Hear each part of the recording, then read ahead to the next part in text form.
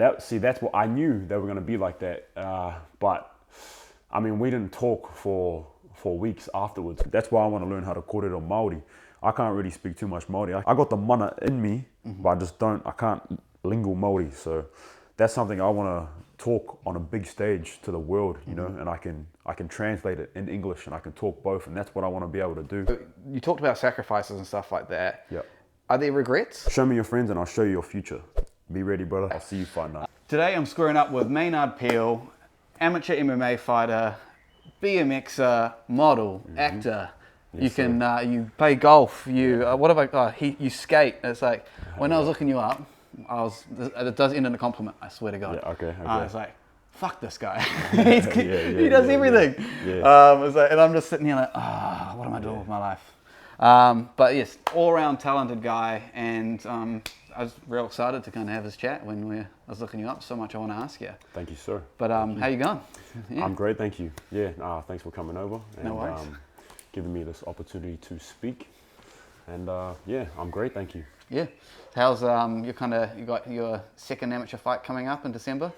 How's the prep for that going? Yeah, that's going good. We're about 3 to 4 weeks into camp, so yeah, I'm just kind of sharpening the tools that are already there. I was able to work on some new skills coming out of my last fight and just going into an off-camp block for about 8 weeks. So I've got a few things that I want to show, and also just sharpening my skills that I already have. Yeah. Well, we'll start with your last fight then, eh? Yep. So that was your amateur debut, right? Your first MMA fight. Yes. Unfortunately, it was a loss. Second, right? Yep.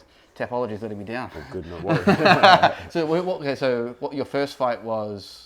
That was, I think, in 2021 against Woodman on the Shuriken Fight Series as well. So that was my first MMA, and then obviously that one as well, and this will be my third. Has everyone fought Conor Woodman? Because I believe so. I believe I saw a post today of Cam's fight with him. Yeah. And then he had a fight 2 weeks ago as well. That's definitely one I'd like to get back in the future. Yeah. Obviously coming off a loss from that, but hey, like I'm just trying to be better, and we learn as we go. So yeah. So I caught your last fight, Shuriken. You're looking sharp. Unfortunately, the decision didn't go your way. Yeah. So kind of. It's not the ideal start to an amateur career, but you kind of get mixed how people view their amateur record. Because they're like, when you go pro, you start at zero again anyway. So what's your view on your amateur record? Is it about just getting time in the cage and the results don't ultimately matter? Yep, for sure. Like, obviously starting off as a young athlete in the sport, I wanted to obviously go my whole entire career with 0 losses, but hey, that's just not what's happening. But in amateur, I just want to get better, and I want to get as much experience as I can, and that'll prep me for the professional leagues. So, I mean, of course I want to win, but it's not really about that in amateur. I just want to focus on getting better. There's things that I've seen in my fight where I know I can improve on, and it's just feeling more comfortable making that walk to the ring and being more relaxed and playing my game, doing things that I know I can do, and just being focused. So I feel like as I make that walk more often, those things will come to me, and trial and error, and I'll just get better as I do that more often. So yeah. So talk me through what you feel when you walk to the cage at the moment. So like you're out the back, you got your headphones on probably, and then you're making that walk. They're playing your walkout song. How are you feeling? What's going through your mind? The way you've worded it makes me think if you're wanting to get more relaxed and stuff, you're currently not feeling that way when you're doing the work. Would that be fair to say? Yeah, I would say more relaxed on my decisions on what I need to do inside the ring. Right. I think my process is pretty good. I have a pretty solid process in terms of what I do before the fight, leading up to it, and just getting into my zone and stuff like that. And so, I'm more comfortable with that stuff. I just want to get more ring experience. But as far as my process, I feel calm, I feel good, always nervous for sure, but I feel like I use that to my advantage. It fuels me. And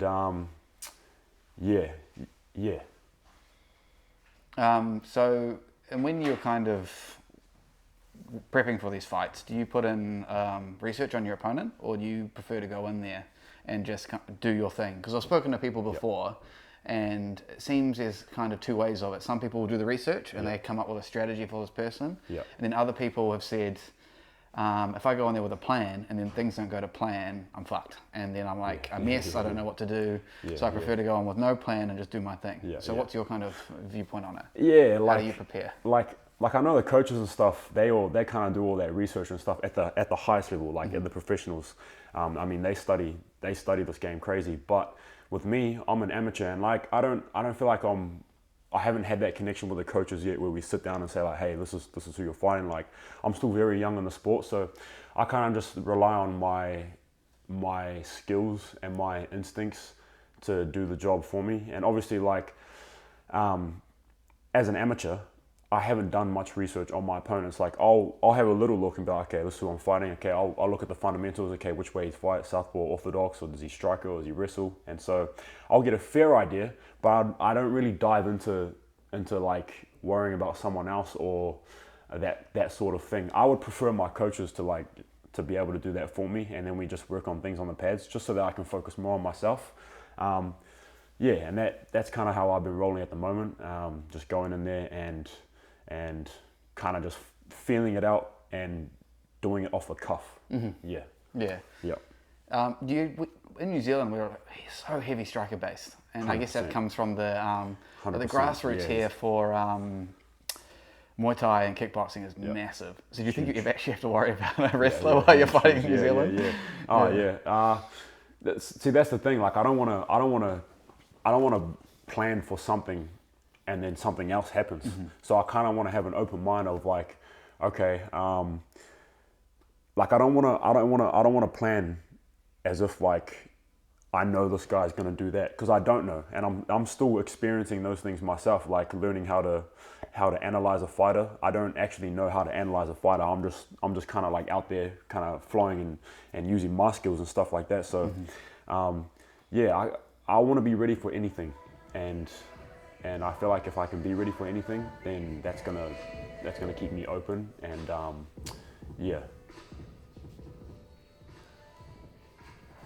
See, because you did MMA wasn't your first entry into combat sport, hey? You kind of, what was it before that? MMA into combat sport. Were you kickboxing, or were you? No, I done Ulta.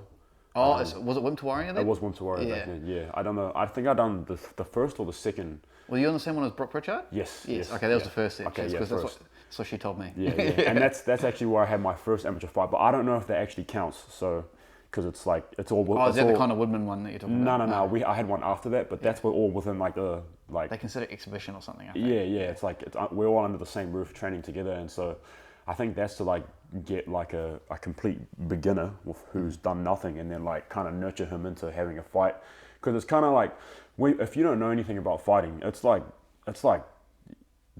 one of the scariest things in the world. Like, you know what I mean? It's that confrontation, and so I think that's one of the reasons I started as well, is to get over that hurdle. And but then once you start learning like the actual techniques and stuff like that, you realize, these guys, it's not what you think it is. It's like sports at the end of the day, you know. Like how well can I move my body in order to implement my game plan on another man? You know what I mean? And so I think if you could break a person down to a point where you want them, I think that's pretty cool. And to me, fighting is like the ultimate test, mentally, physically, and I think like in all my experience in sports, I've never done nothing close to the type of training that we do here in MMA. Like, obviously the professionalism and all that stays the same, but in terms of like what you have to give energy wise to the sport is like it's unmatched.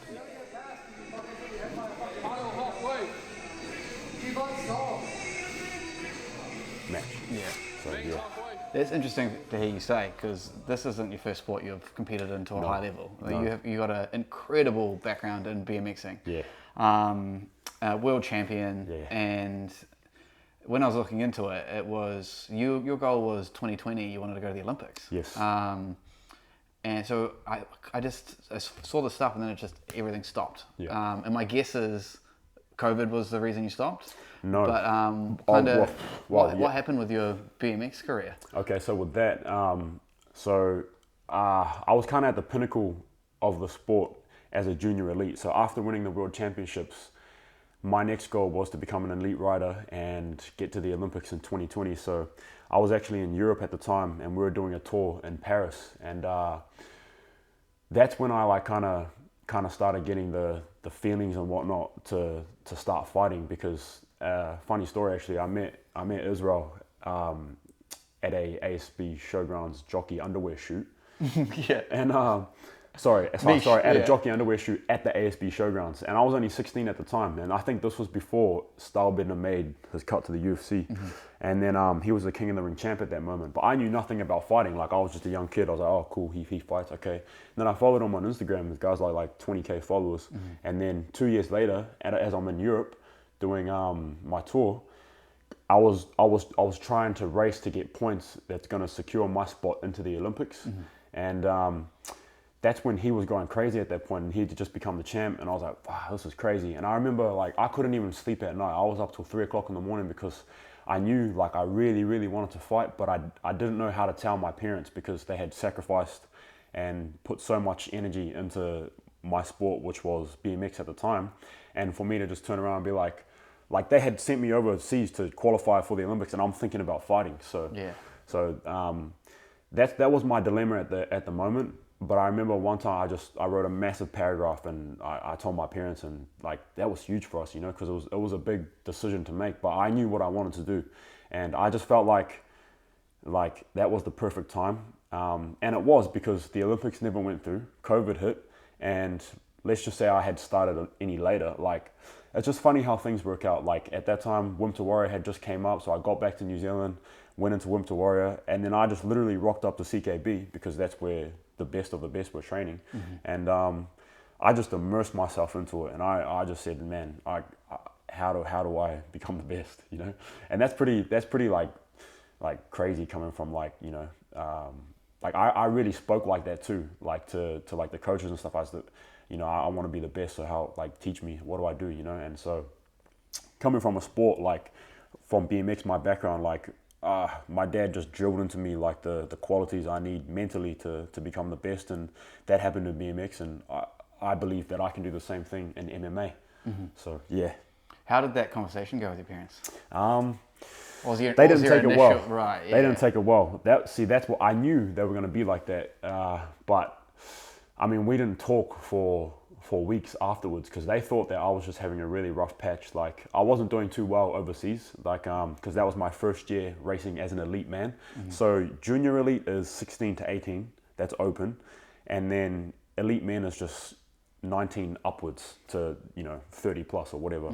And so, like, when you make that transition to an elite rider, the gap between a young adult who's trying to get into that elite mix is like, you just have to bust ass for a solid 2-3 years before you start like getting as explosive and as powerful as these guys, because the race starts on an 8-meter ramp, and basically the first person to the bottom of the ramp has a pretty high chance of determining who's going to win the race, unless you're like, I was more of a guy who would like be like second or third down the ramp, and I'd make passes throughout the track, so I had to work my way up. But like you can see the difference in power. Like, those guys are just so much more explosive out the gate, and so you've got all these junior elite riders who are just graduating into elites that are just getting absolutely smashed. And like, so that's like a thing of why, like, they thought like, oh man, he just needs time, let's just give him some time, you know, because that's his first year elite. But when I was 14, I wrote in a gold card that I was going to be the middleweight champion of the world. When I was 14 years of age, I was going to win the Olympics and become a professional model and be a movie actor. And I've signed off a few of those already, and now I'm in the process of doing that in MMA. And so yeah, I'm just chasing my dreams, and I think like that challenge of having courage to like talk to my parents and stuff has like that's part of the process, you know. And but now look, like, they're completely on board, and if I was to talk to them now, they'd say, you've done the right thing, bro. So yeah, because all they want for you is follow your dreams, right? 100%. There's so much there I want to unpack. Yeah. Nah, it's all good. Go crazy. When you wrote the letter and stuff, how long were you sitting on it before you were like, I just need to talk to them?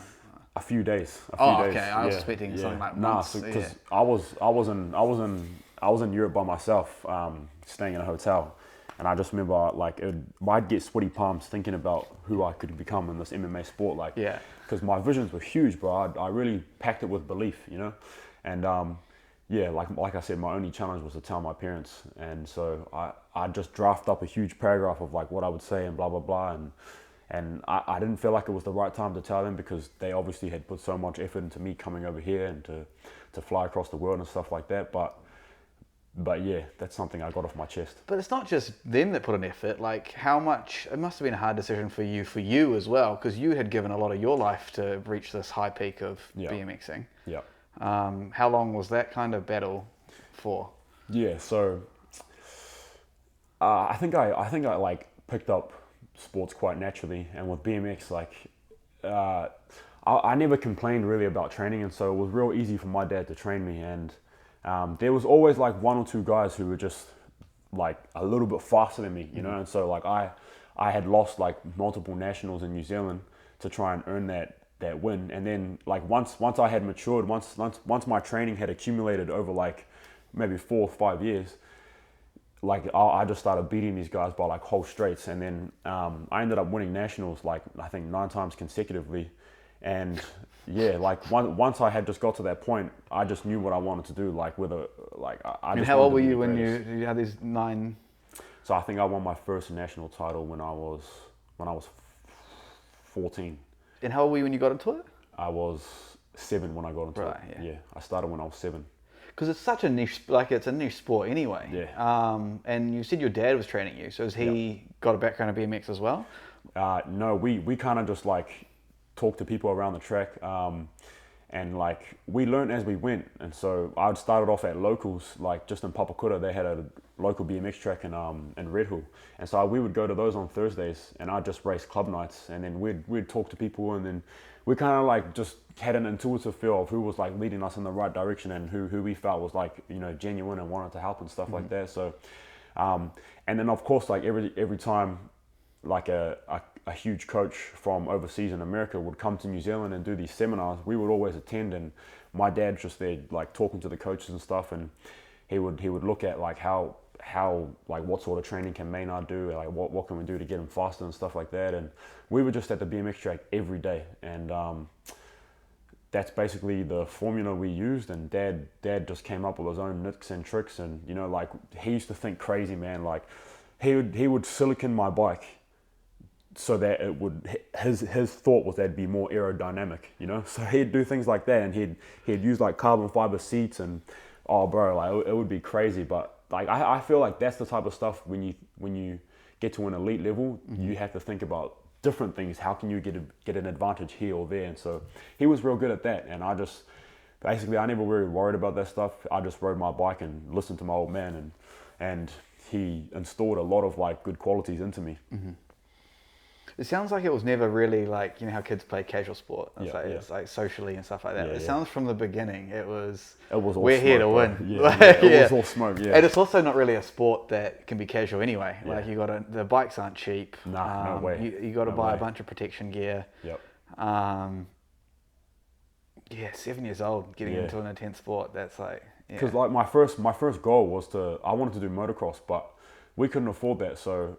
it was crack up because my brother had a rugby game at the next to the local BMX track in Red Hill, and we saw what was going on. And I went over, I was like, Dad, this is what I want to do.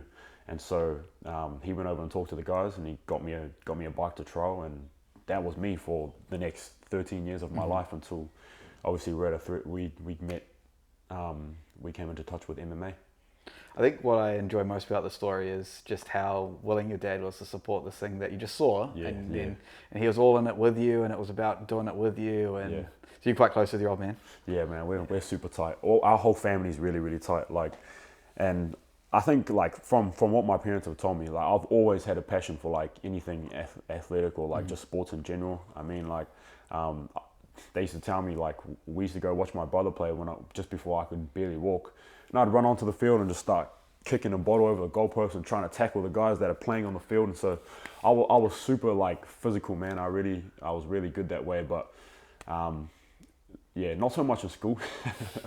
But I got physical attributes, so yeah, that's me. So what do you mean by not so much at school? Just academically, I wasn't the smartest guy. Oh, I see. I thought you meant you weren't playing sports at school. Oh, no, yeah. Academically, that wasn't really my thing. If you put a piece of paper in front of me and asked me to sit a test, like, it just confuses me. And I was always like just trying to just fiddle around and start conversations with the next guy, or I was just real goofy and had a lot of energy as well. So, I mean, there's a few times where my dad had to come down and talk to my teacher about like sorting me out and stuff, and my dad said, he's like, you're going to remember this kid one day, you know? Yeah.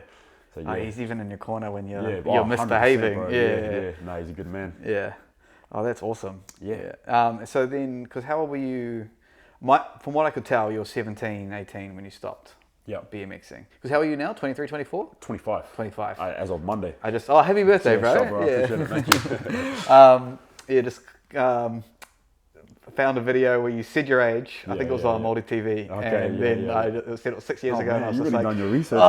Got to get my calculator out. Counting on my fingers. Take away 6. You done your research, all right, bro. That's good. I just like to have some talking points. Yeah, nice. Makes me feel a little more comfortable. Yeah. That's awesome.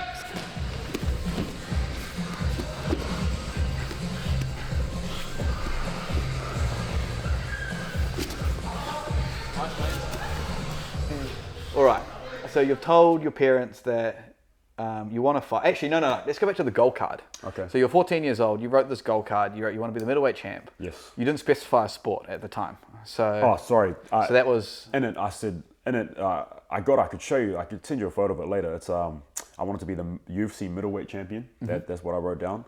So that's 10 years ago. Yeah. UFC. That was kind of. What, Conor McGregor, Ronda Rousey kind of come up time? He was a big inspiration for me too. Yeah. Yeah.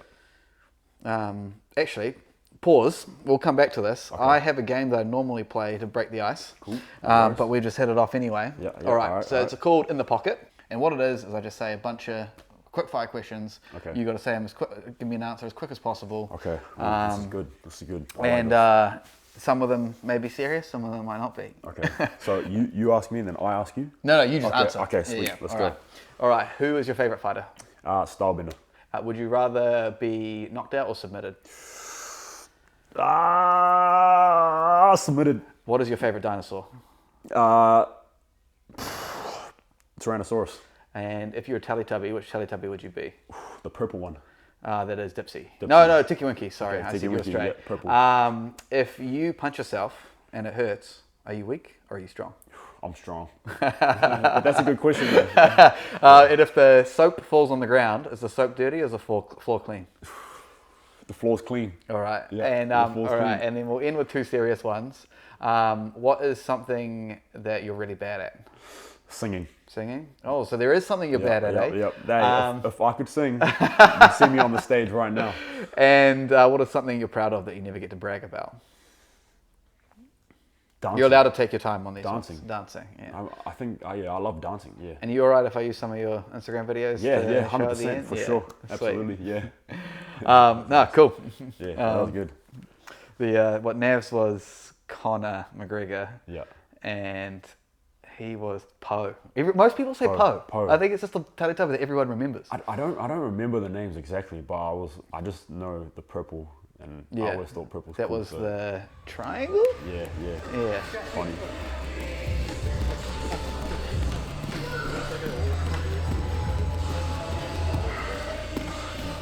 All right, cool. Going back to when you said, when we talked about Conor McGregor, it reminded me because of Nav. Yeah. So your gold card, middleweight champion. Yes. What was the other 3? The other model. 3 was to be a professional model, a professional actor, and the last one was to be the Olympic champion in BMX racing. Mm-hmm. Yeah. Well, I mean, you could cross that off with the world champ, so that's all good. Yeah. So this is 14 years old. UFC's pretty big at the time. Yeah. So when you finally made that decision to switch to MMA, when you were doing Wimp to Warrior, you said you wanted to do it because you wanted to do the confrontation kind of scared you a little bit, which 100%. That surprised me when you said that, because you're at the top of this 8-meter ramp, and you're racing down with other people, and I imagine it's like people are bumping into you and stuff. Like, that's pretty physical as it is. Well, like when I got into the sport, I started justifying. I was like, because I used to have a thing. Which sport? BMXing or MMA? Yeah. Sorry, when I got into MMA, I justified it with this about BMX. So I was like, what could be so bad about getting hit when you're falling off like a 20-meter jump through mid-air, you know, and you're just crashing? Like, I can guarantee you one crash in BMX, you'd come off with far more injuries than you'd ever have in MMA, you know what I mean? So, I mean, I've broken just about every bone in my body through BMX, but for me, it was just like, it's just that energy. It was like having someone else who's trying to take my head off, and like, that's threatening, you know? So, and also I wanted to test my physical, like, or my abilities as a human. I wanted to put them to the test at the highest level that I can. And to me, fighting is like, what better is there than to see, like, how can I throw my punch better than you, or how can I dismantle you with my weapons? So I think that's what it is for me, yeah. And definitely that confrontation. Like, I was never really like a fighter at heart. I mean, I'm a lover, so, but I believe, like, I feel it. Yeah. I'm a lover, man. I'm a bright guy. So yeah, I come from a good background, good family, but I can definitely make that switch. You know, like when it's time to go, it's time to go. And I've done it many times before on BMX, and it feels very similar, to be honest. When I'm making that walk to the octagon, it feels like I'm just revamping all that I've had from BMX, and now it's just going into this fight night. It's a very similar feeling, yeah, and the nerves and everything, it feels familiar. So. And is there an actual mental shift where you have to kind of become a different person, or 100%. right? 100%. Do you have a name for that person, or is it like, because they say when like Izzy does it, he becomes a style bender, because that was in his movie. Robert Whittaker becomes the Reaper. Yeah. What's yours? For me, don't make it. If you don't have one, you don't have one. I don't have one. Like my boys, they kind of like my guy Ram, he calls me MP3000. He's like, and when we're sparring and stuff, he'll feel like who's pulling up, you know. So he'll feel if Maynard's here or MP3000's here. Yeah. And like the way I justify that is MP3000 is the guy that knows no limits. That's when you go into that like kill mode state, like almost like God mode. Yeah. So they talk about Stylebender and the Reaper and stuff like that. So those are the alter egos, kind of, you know. Yeah. And yeah, especially when I go through camp, that guy comes out more, like the killer guy. And when I'm like, obviously when I get through camp and I have my fight and stuff, then the other guy comes out and he's more happy and stuff like that. So it's just about like, making that switch. And when I'm in camp and like everything's focused and stuff, I don't really like to like hang around too many people and stuff, because you're like, you know, you're coming up for war, and like you go into a very like tunnel vision space, and you just have to block out all the noise. But I feel like that's just you naturally, as you know you're going towards war, I feel like you naturally just like kind of lock in, and like that guy just comes out, and your body's just adapting to who you need to become in order to get the job done. So yeah. What's the feeling like at the end of all that? Like, oh man, it's amazing. It's huge. It's like not like it's not like exhausting? weight off your shoulders, right? In a way. Yeah. It's like weight off your shoulders, and I feel like I haven't tapped into my full potential yet inside the octagon. Like I still feel like I'm yet to be free. So that's a good thing. That's a really good thing, because it means I've still got more to come, you know. So I don't feel like I've fully let loose inside the ring yet. So you might hear of like Conor McGregor and stuff. They say like they're really, really free in there, and I'm still finding myself, I think, inside that octagon. So yeah. Have you got a path, I guess a timeline for kind of when you think you want to go pro, or you think you just take it as it comes and when it feels right? Yeah. When I first started, I told myself I'll be in the UFC in 3 years.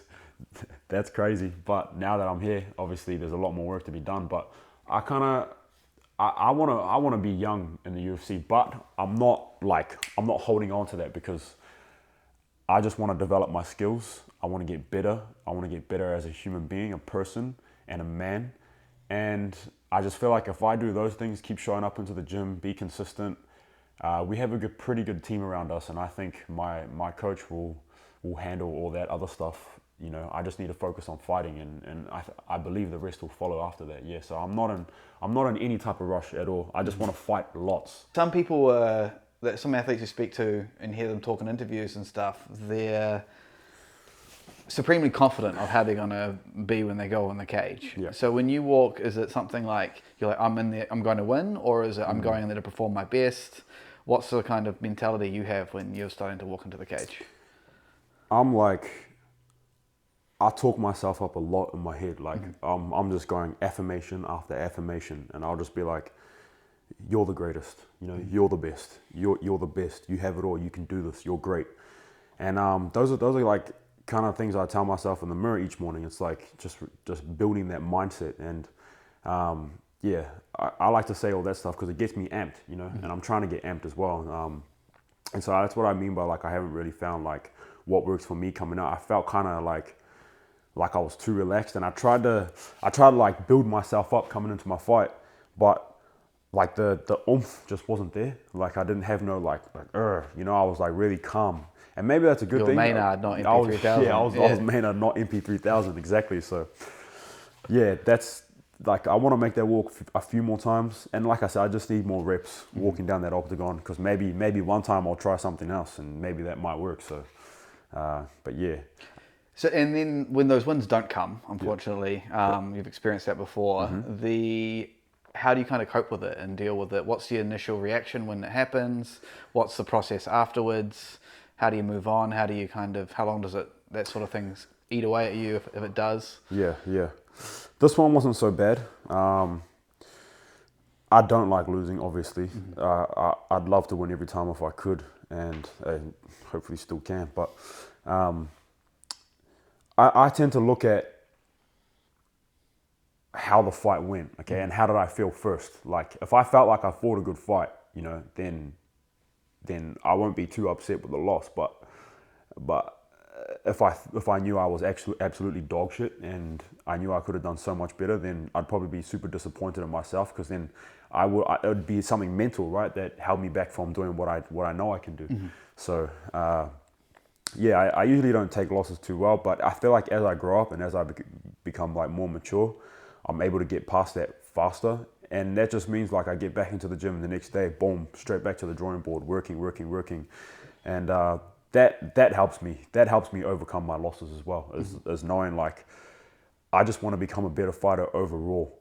I want to be better for me. And when I look at it like that, I try and look at the losses as like, how can I learn from it? And when I look at it like that, it's not so bad, because I can just take something from the fight and I can put it into the gym and be like, hey, this is what you need to work on. This is where you need to get better. And then the result should take care of itself. But like I said, I haven't had enough fights to be able to like stack that up across like 3 years and be like, okay, this is the formula here, you know? But yeah, like I don't like losing, bro, but losses are necessary because I feel like, you know, with coming off my last loss, it fueled me. Like I was into the gym the next day, boom, straight back into it, and now I'm super hungry. So it gives you like a rare energy. That's what losing does.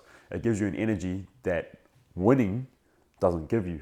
Not you'd rather win, but losing is like, yeah, you're. It's like when everyone's doubting you as well. That's something that fuels me as well. It's like that doubt that, you know, oh, you're just a Māori guy from South Auckland, like who can you become? Like, yeah, okay, that fuels me crazy. So, yeah.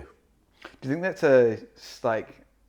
There's obviously not everyone thinks like that. Some people, the doubt, they're like, oh, maybe they're right, or the losses, they kind of throw on the towel. They're like, I can't take this. Yeah. Do you think like people who, because you're no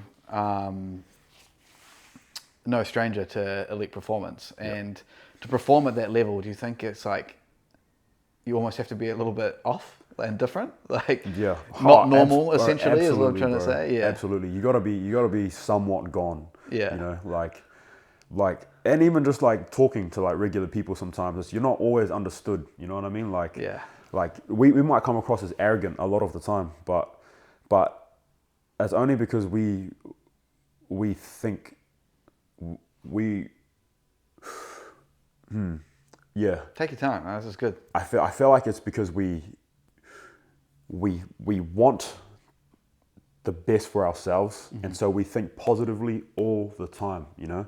And that positive self-talk, you know, sometimes comes across in the way we act and stuff like that, might come across arrogant to other people. Like, let's just say selfish, for example. Like, I'm always a guy like that prioritizes like eating, sleep, all that type of stuff, self-care, making sure that it supports my goal of becoming the best fighter that I can be, you know. And if like even like stuff like family reunions and stuff, I can't attend sometimes because I've got training, you know what I mean? And so you might come across like you don't care sometimes, you know, but that's just a sacrifice you have to make, you know. There's just some things like that might not be cool to the ordinary person, you know. Well, that's perfect, because that's actually one of the questions I had was, with your background in BMX and now you just all in on fighting, what's it like maintaining relationships? Like, be it friendships, be it, you told me before we sat down that you've got a partner, like that sort of stuff would, like, people, like you said, most people don't understand. So absolutely. What is it like trying to maintain relationships, and how often is it, especially when you first start making those decisions, the friends you have beforehand, some of them probably just don't get it, and then you have to make these hard sacrifices for people that 100%. you've been your mates for ages. So what's that kind of like? Yeah, like the friend thing is like, I used to get butthurt about it, but not so much anymore, because friends come and go, but family is like, and also like,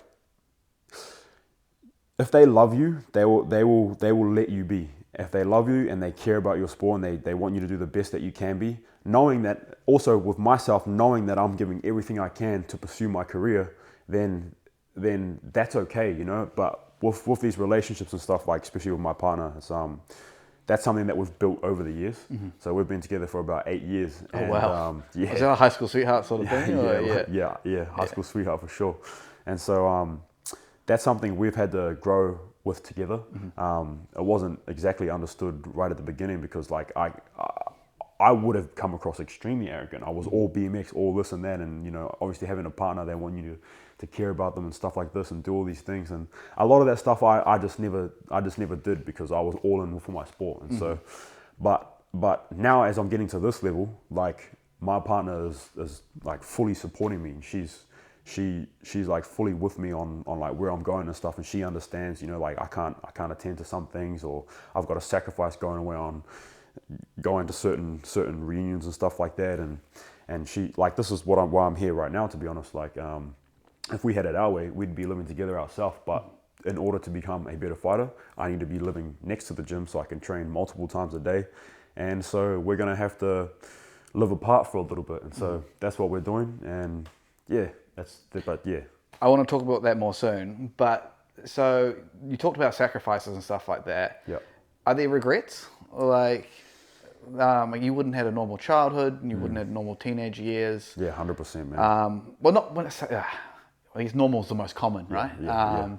So, and when you look back, is it like, oh, I wish I kind of hung out with my friends a bit more, or it's like, nah, not at all, bro. Not at all. Like, I remember, like, I always wanted to go kick it at my friend's house, and my dad would never let me. And back then, like, I obviously, that's what I wanted to do, was go hang out with my friends, because I'm a young boy. But they kind of sheltered me from that, from doing that stuff, because of training. Like, I was always training, bro, as far as from young as I can remember. And I don't regret that at all, because I feel like I got a lot of my social life through sports, and connecting with people, networking with good racers, good fighters. And when you connect with the right people, you're all on the same wave, trying to get to the same place. And so it's like the energy just multiplies once you connect with those right people. But had I had maybe like gotten lost and hung out with this person back in school, and kind of like dug more into my social life back when I was younger, it may have distorted my vision, and I might not have been so desirable to become like a champion or something like that. You know what I mean? And so, like, I have no regrets, because now, like, I just feel like as I'm older, I just all I want to do is train. I'm very committed. I'm more desirable than ever to get what I want, and I feel like a lot of those qualities were installed into me as a young boy than when my dad was coaching me. And so shout out to him. Yeah. Do you want to give a proper shout out to the camera? Shout out to you, Dad. Yeah. Shout, bro.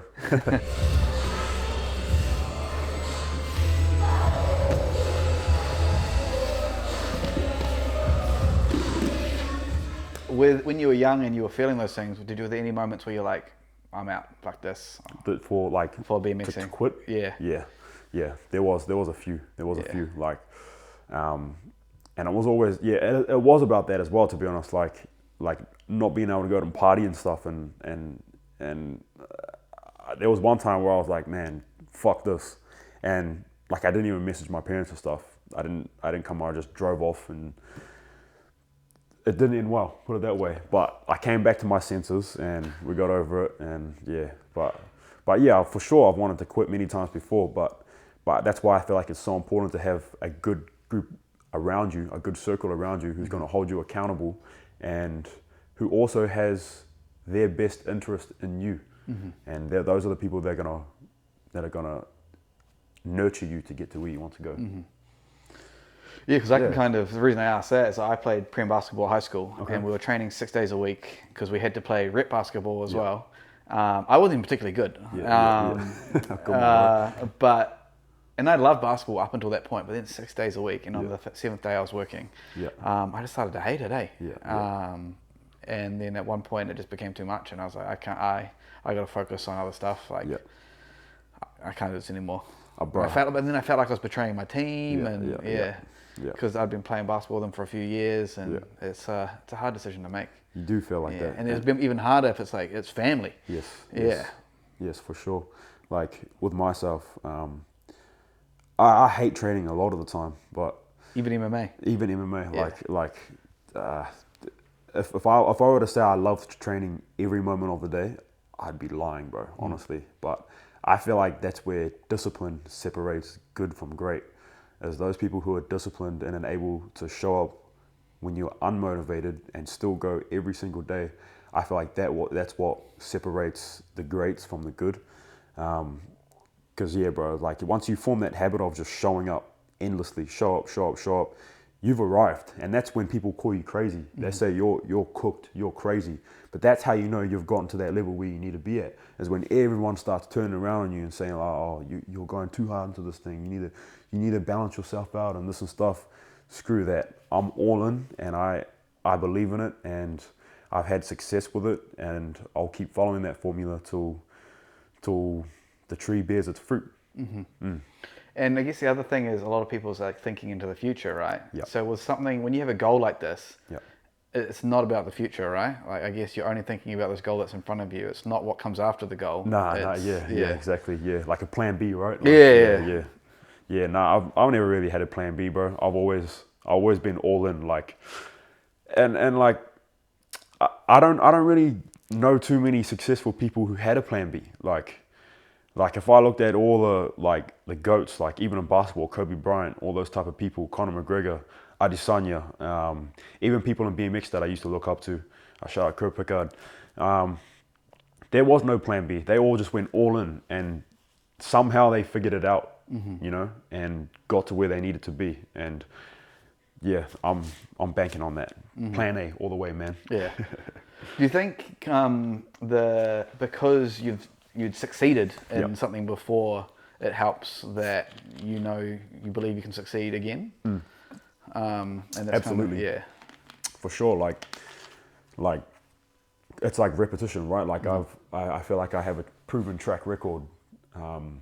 It's happened before, and so I know all those feelings and all those emotions, and also like it's created so much belief within myself. Like I believe if I put my mind to it, I can accomplish anything, and I truly believe that with all my heart. And so having been successful in BMX and just other things, and also like me saying I'm going to do something and then I go out and I do it, that's all there is to it. You know what I mean? And so like if I say I'm going to do something, then if I've ripped that out enough times, it's going to happen. You know, it's just a matter of time. And so I'm in pursuit of doing that right now, which is cool.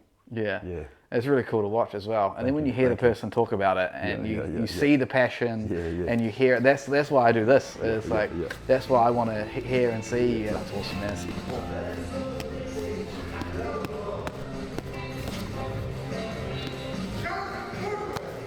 So you mentioned surrounding yourself with the right people. Yep. And so you said you live in this house. Yes. You're close to the gym. We might mention who you live with because it's fighters from the gym. You live with Caden Skipper. Yes. And Navajo Sterling. Yep. And he just got signed to the UFC. Yes, He's got a fight coming up in December. Being surrounded by these people who are like-minded, how important? Well, you kind of probably mentioned it already. It's like just to keep you going. And does that help on the days when you kind of feel like, nah, not today?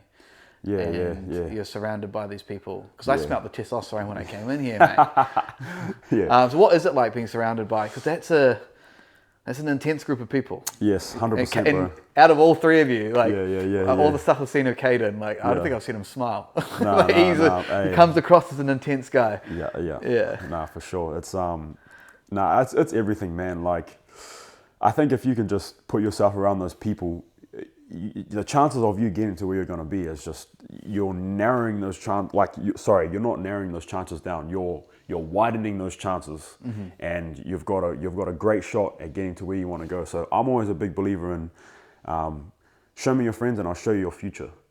And so I like that. That's got to be the quote of the. That's a good one for me. Yeah, show me your friends and I'll show you your future. And it's funny because like I've said these things to myself before, and I always thought like these guys are going to be my friends. And honestly, to be here now, living with like a future UFC star, Caden Skipper, he's a future UFC star as well. To be like in the circle that I'm in right now is crazy. Like I never even thought I'd be a fighter, you know what I mean? And then I wanted to be it, and then I told myself I'm going to be friends with all those top pros and all those type of people. And now look, like I'm living here.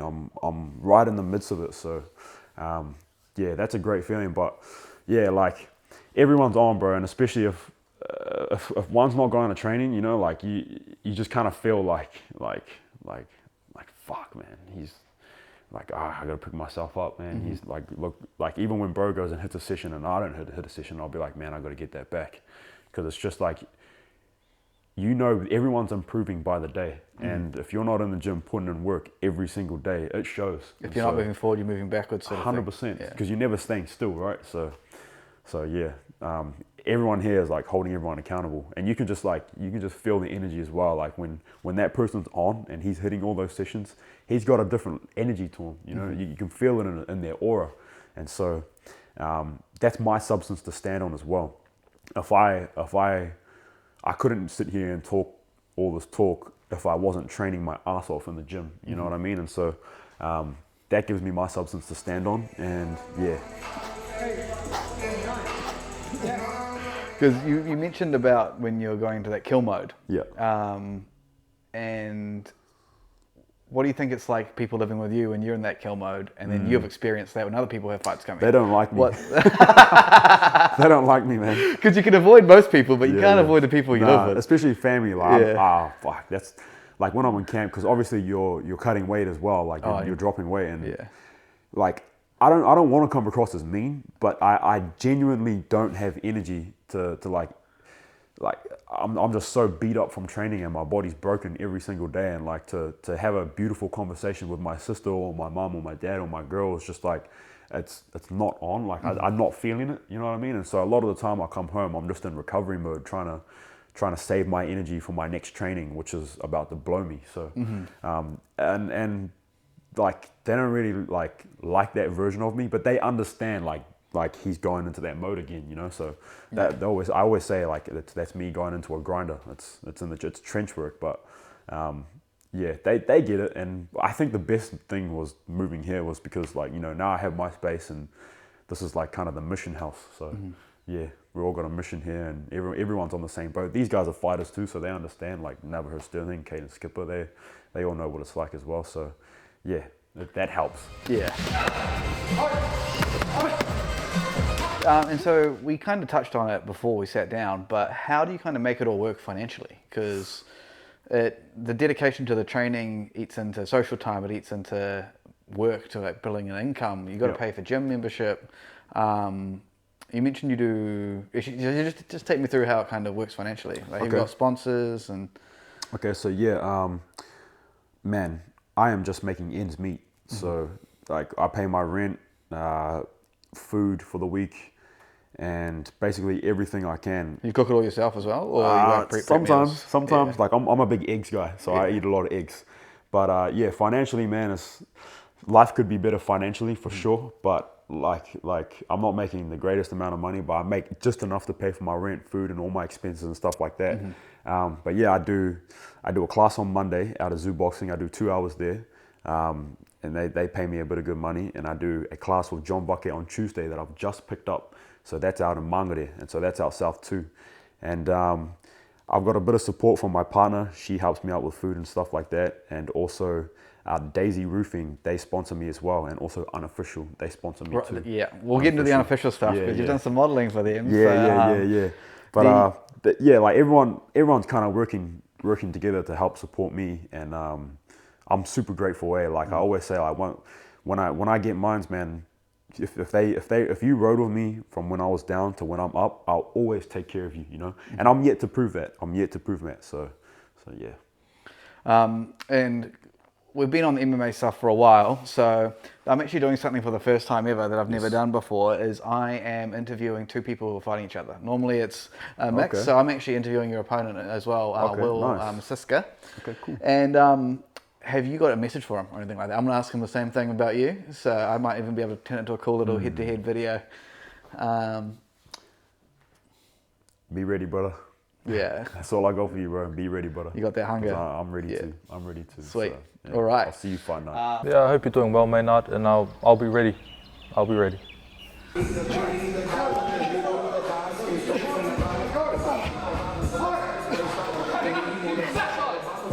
Yeah, so kind of Unofficial is one of your sponsors. Brand new kind of clothes. It's only started this year, eh? Unofficial, yeah. I'm not too sure of like the origins of Unofficial. I only saw it pop up this year, kind of post Shane Young's fight career. He's kind of got all in on this. Yeah, like Shane approached me, and I done like a few modeling shoots for them and stuff, and then like he was just like, oh, we'll sponsor you for this fight and stuff like that, and I was like, oh, okay, cool. And so like I'm a big clothing guy. I love fashion as well. So I mean, I think their merch is dope, and so like, you know, he hooked me up with a few tees, you know, pay for a few things here and there, and I'm happy to help out, you know, like whatever modeling I can do, and also like I represent their shirts like on my walkouts and stuff like that. But yeah, Unofficial's cool. They're probably like I feel like they have the potential to like become something like Louis Vuitton in the next 20 years. You know, like that's the direction I see them going, and I'm happy to be a part of that for sure. And so some of your other interests, you mentioned modelling. Then you've got quite a lot of art interests. So you like dancing. You like it so much that it's something you're proud of that you don't get to brag about. Acting, you mentioned that as well. And modelling as well is kind of artsy. How did you kind of find that you were kind of passionate about this, or the modelling where you just look in the mirror and like, fuck, I'm a good looking cunt? Yeah, I mean, I'm a little bit vain here and there, like, but I just find that stuff attractive. You know, I find that attractive, and like, who doesn't like taking a good picture? You know, if you've got it, you got it. So like, that's just something I like to do. Like I love seeing, like I love wearing like Calvin Kleins and stuff and modeling for them, and like, or even like fashion. Like I'm really big about fashion. So any modeling companies with fashion, I always like being dripped out and just seeing like making cool, iconic posters. Even like that's cool. And you know, like a big thing for me is inspiring the generation below me, like, or anyone that's come from where I've come from, like Papakura, if you're a young Māori boy, and like you go out south, like most young kids are trying to be the next biggest gangster, and I think like we're so talented, like if you could just direct your energy towards like a sport or something like that, you could be one of the greatest sportsmen you could ever be, you know. But yeah, with dancing, like that's just something I grew up. My dad, he kind of like busts out moves, you know, when he's on the piss and stuff like that. And so I started getting into I really started teaching myself how to dance when I was like 14. I used to like put on Michael Jackson and Chris Brown, and I'd move the couches aside, and I'd just watch them over and over, and I'd just start practicing moves, and then before you know it, like I'd go to a few discos here, and then I just love stepping into the middle of the circle and just busting out moves, and then you hear all the crowd go crazy, like, oh. So yeah, that's a real cool feeling. Is there any moments where, like, you know how the dance floor usually starts pretty quiet, and there's got to be that brave person that gets out and starts? Is that you, or do you kind of wait till there's more of a crowd first? Nah, bro. Like, if I'm feeling it, I'm feeling it. It's like one of those things. I've got to feel it. You know what I mean? And is that a sober thing, or nah? I can do it sober. Courage. Yeah, but you hand me a beer or two, man. You're about to see Chris Brown 2.0. Yeah. So. But nah. I like a big circle. Yeah. And it's also better if like another guy is like challenges you in a way. Like he pulls up, and then it's just like he busts his move out, and you're kind of like competing for the biggest chair, and so whoever gets the biggest, then you kind of know who. And then, like sometimes you might even have like a statement piece, like, yo, you'll hit your move, and then you'll kill off and you'll boom, and then you'll walk away, and then that's it. They can't battle you back. Yeah. So there's a few of those as well, but yeah. Yeah, you just can't take the competitor out of you, eh? Nah, bro, it's better than me. And so actually, I wrote down one of the things that you've been in. It was Madam. Madam, yes. Yeah. So what was Madam, and what else have you kind of been in? Because I'm a bit of an actor myself. Okay, nice. Yeah. Epic. Okay, that's cool. So cool. Let's compare resumes, eh? Yeah. Okay. Nah, I think I did like a Gatorade ad as well a while ago in like 2016. That was cool. I was just like playing some basketball, and then I was in the back just like looking cool and stuff. But I've never really had like a lead role in anything. That was just something I really want to get into. And when I played Madam, it's almost like fighting or like sports in a way. Like once you think it over and you get nervous here and there, but once the camera's locked onto you, it just takes care of itself, and I just go, and I just naturally just blab away or do whatever I need to do. But yeah, I really want to be an actor one day as well. So yeah, maybe after all this fighting stuff. We don't do after, remember? We only do the goal that's in front of us. Yeah, for sure. Yeah.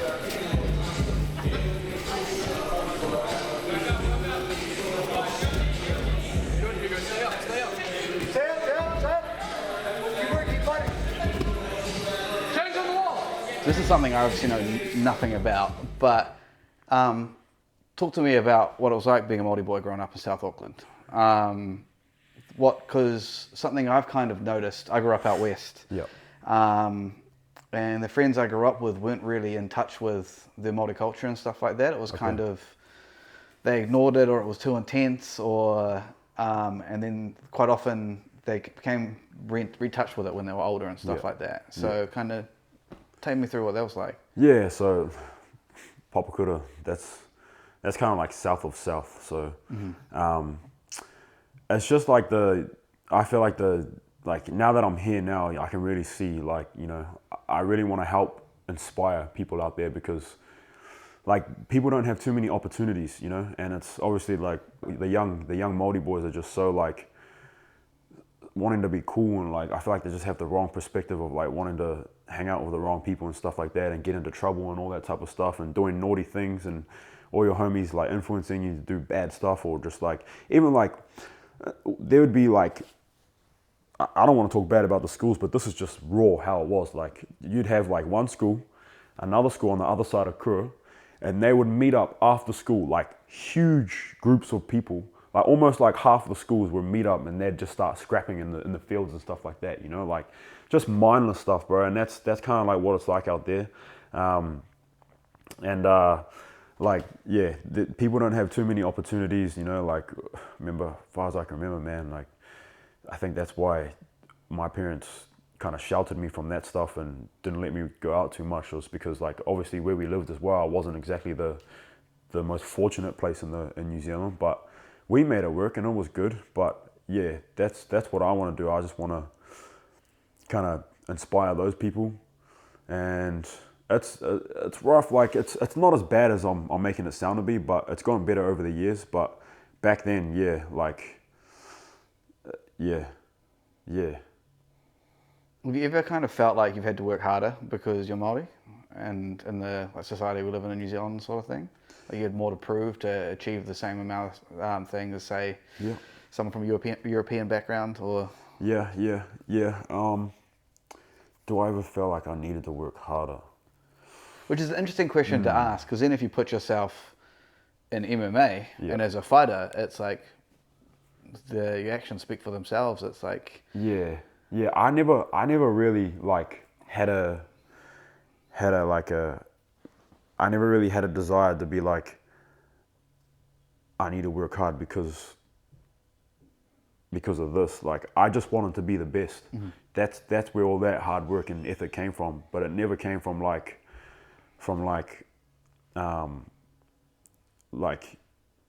people telling me I couldn't do something.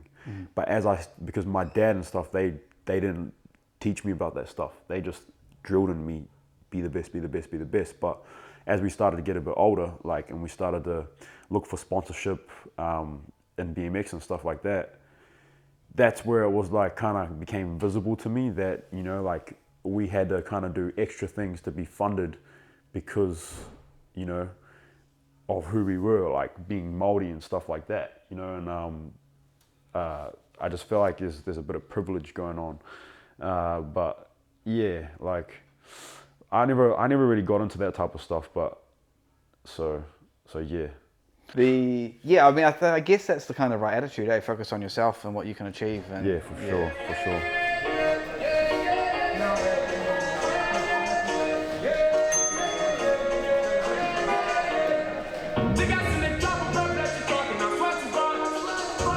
Yeah, so when you see people on the platform there of MMA, like Shane Young, Aaron Toe, Kai. It's because I'm Māori, bro, that's why. And they're representing the Māori culture and stuff like that. Yeah. How does it make you feel being Māori yourself, and are you wanting to do something similar when you reach that level? Yeah, that's huge. Yeah, I think it's great what they're doing. Like, I think we could promote it even more. Like, they're solid as with it, and that's why I want to learn how to kōrero Māori. I can't really speak too much Māori. I can say the basic words and stuff, but I got the mana in me, but I can't lingo Māori. So that's something I want to, and as I get older, I feel myself going back to my roots more, which is like, you know, I want to learn more about our, you know, Māori history, like all that type of stuff, and so that I can talk on a big stage to the world, you know, and I can translate it in English, and I can talk both, and that's what I want to be able to do. And yeah. Are you doing Te Reo lessons? Not at the moment, no. I mean, from what we've spoken about, is there room to? Like, you're so all in on this. There's definitely room to. Yeah. There's definitely room to. That's just something, like, yeah, it'll come at the right time. Like, definitely when I get into the UFC, I want to be able to say a few words in Māori, and then, you know, like, I've got a vision of just me like speaking in Māori, and then I'll translate it in English, you know, and then I'll just put pride onto the Māori culture and stuff like that. But I believe we're all one, like, I believe we can all work in together and help each other out. And I don't think any race or any culture is better than the other. I think we're all equals. And but I just want to show the warrior in us, and because it's in us, it's in our DNA, our ancestral history. We're warriors, and that's why I feel like New Zealand's so good at fighting, is because it runs in our blood and our DNA. And man, look, like, the universe has a way of doing things. Now look, I'm a fighter now, and that's crazy. Like, from BMX, so the competitiveness, it's got to derive from somewhere along those lines, you know, the competitive nature in us. It's our animal instincts, and so yeah, I'll be looking forward to speaking Māori on a big stage. I definitely love seeing it on that stage, but I just feel like Dana doesn't quite get it, eh? Like when for sure, 100%. I'll put the video up in the edit, but when Shane came on his face off, I've seen and Dana was just standing there with his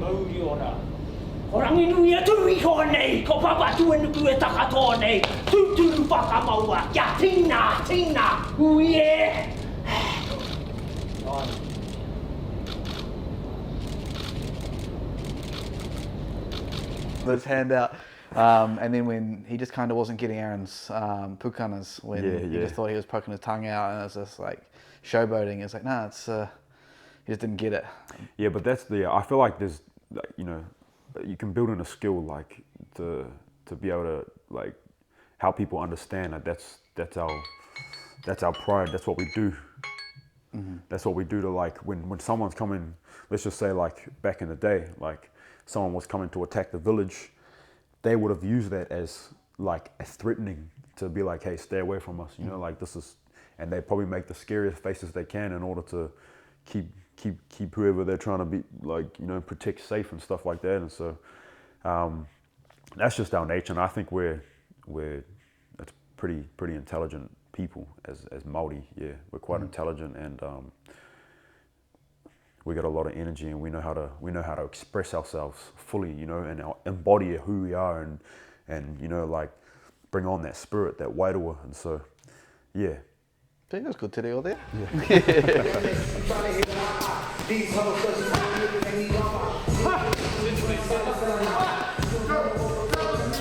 Yeah, so, all right. So, we were comparing resumes. Yep. You were saying you did Madame, you just kind of start talking when the camera's on you. Has it been, would you count the Puma thing you did as acting or modelling?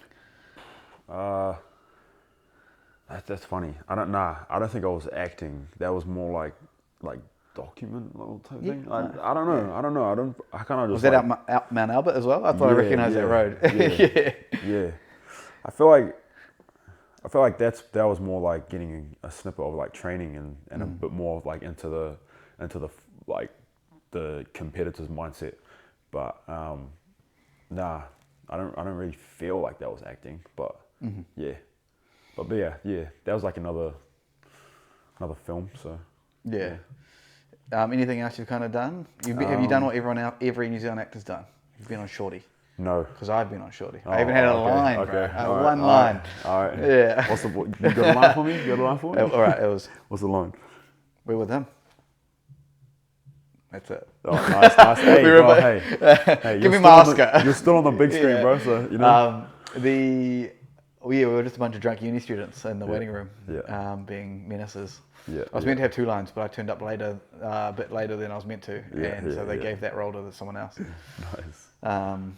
But you know, so I was also in Go Girls. Yep. I didn't have a line in there. I just got rejected at a bar, so I didn't even need to act. Yeah.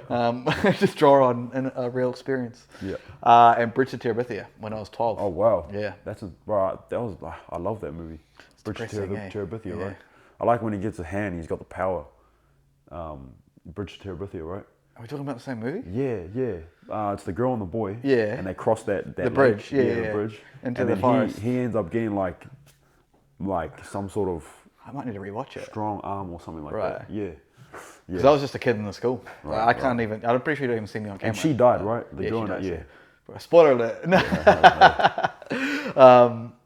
Yeah, it was filmed out west, Riverhead way. Yeah. Yeah, at the school out there. Yeah. Nice. Yeah, and then that's why I stopped acting when I was in a documentary as well, called Descent from Disaster, and they were like talking to ancestors. How long have you been acting for? Oh, this was like, I probably did it once when I was 12, and then I did 3 things when I was 18. Yeah. And I haven't done anything since. Did you have to do any training for it? Huh? Oh, they were just extra roles. Yeah. Just the right place at the right time. And then I did want to do it, and then I became a builder, and I'm like, Okay. Yeah. Yeah. If that was more consistent, like if I could get paid doing that, man, that'd be so cool. But like those things are kind of like inconsistent, especially modeling as well. That's like I wish I could do that, boom, boom, boom, boom, boom. But you know that only happens like once every few months. So at least with fighting, like when you're in the gym training, you feel like it's still going somewhere. Yeah. But it's not like you can go train modeling and stuff like that. No, exactly. Practice your blue steel in front of the mirror or something. Yeah. If I wasn't training, man, what else would I be doing? Yeah.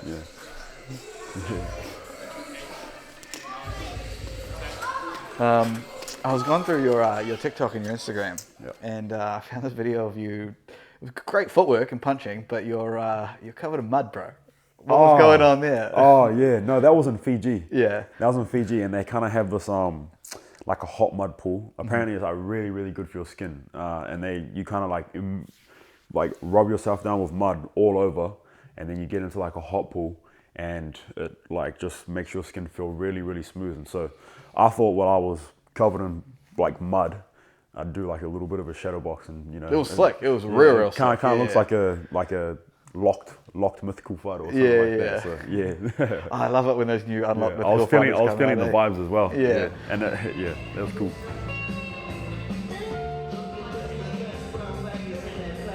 Yeah, so you're so all in on BMX.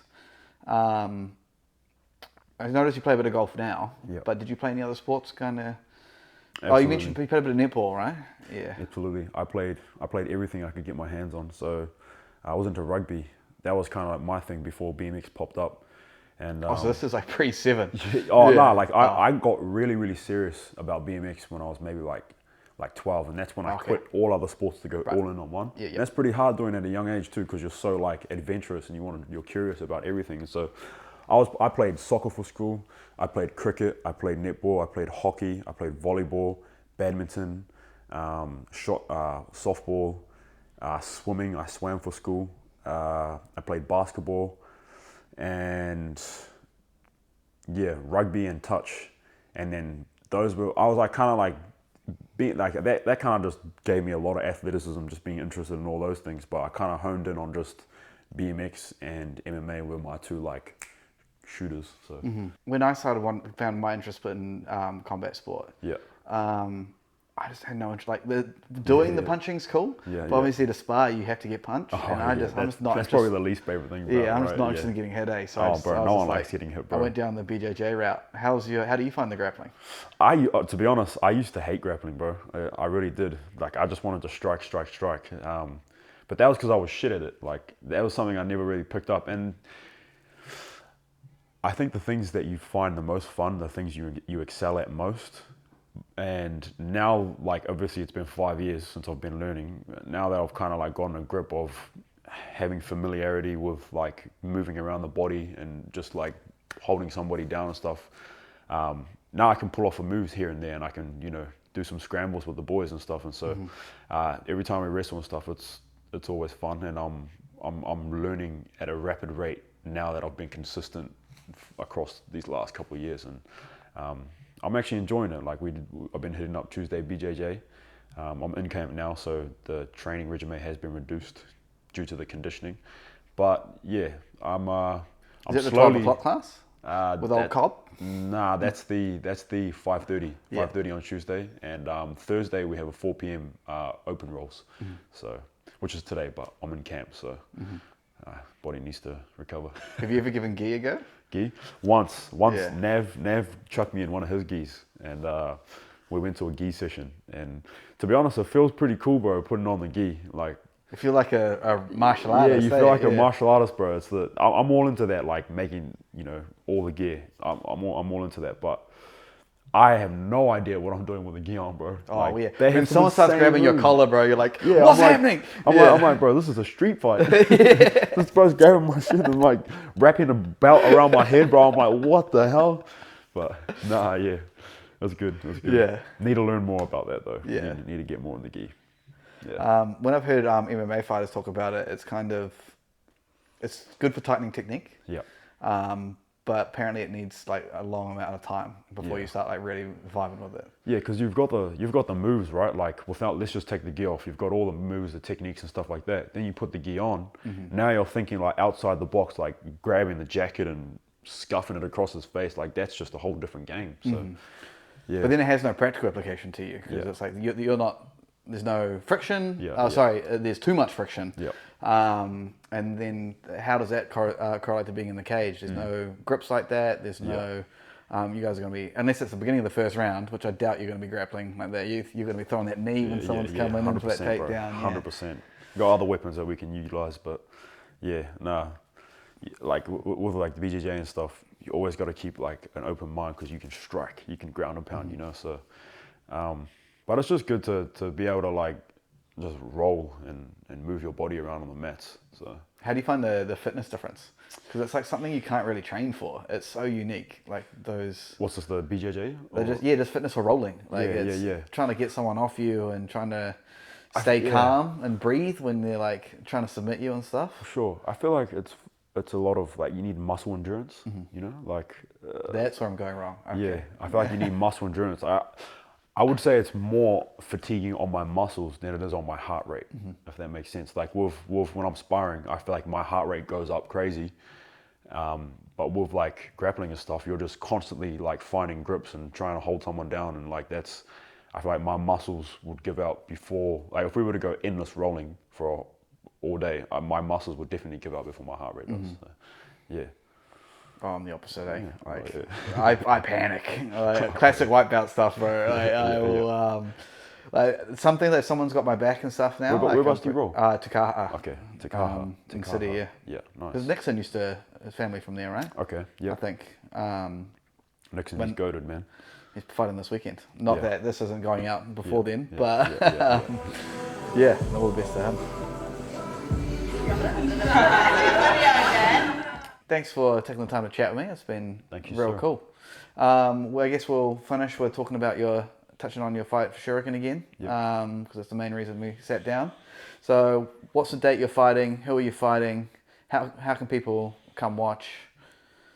So I'm fighting on the 7th of December. I am fighting Will Basiska, yeah. From Auckland MMA. Yep, from Auckland MMA. And you can watch via CSN live, or you can get a ticket and you can come watch live rather than watching on TV, which is the supreme experience. Mm-hmm. I also agree. Yeah. So, yeah. And where can people kind of check you out, come support you and whatnot? Follow me on Instagram, Maynard Peel. Just search out my name, Maynard Peel on Instagram. TikTok, I'm not too active on TikTok, but mainly Instagram. And yeah. Hopefully I'll get more interviews from this guy and more conversations on the social media and stuff. And you guys can keep up to date with me more often. Well, I'll be following your career closely, bro. I can't wait to see what you do. And thank you so much for sitting down and chatting with me, bro. I appreciate it. Thank you, brother. Cool, and if you enjoy these interviews, please like and subscribe, give a follow on Instagram. I'd love to keep doing it, and let me know who you want to see me talk to, preferably in Auckland. Yep. And hit that subscribe button. Thank you, guys.